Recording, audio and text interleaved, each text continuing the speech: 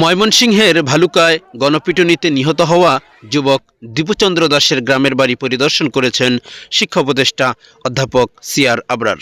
23 December মঙ্গলবার বিকাল 4:30টায় তারাকান্দা উপজেলার বানিহালা ইউনিয়নের মোকামিয়াকান্দা গ্রামে দীপুচন্দ্র দাসের বাড়িতে বাবা, মা, স্ত্রী ও সন্তানদের সঙ্গে সাক্ষাৎ করে তাদের খোঁজ খবর নেন অন্তর্বর্তীকালীন সরকারের এই উপদেষ্টা। এ সময় শিক্ষা উপদেষ্টা অধ্যাপক সিআর আবরার বলেন, দীপু দাসের সন্তান ও স্ত্রী এবং বাবা মায়ের দেখভালের দায়িত্ব রাষ্ট্র গ্রহণ করল।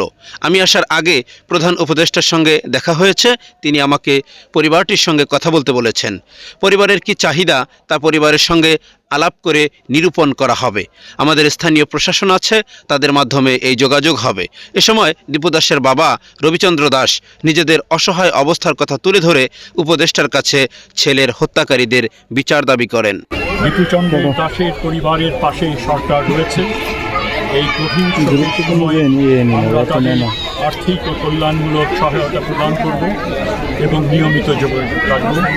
তারা যে একা নন সেটাই আমি তাদেরকে নিশ্চিত করি।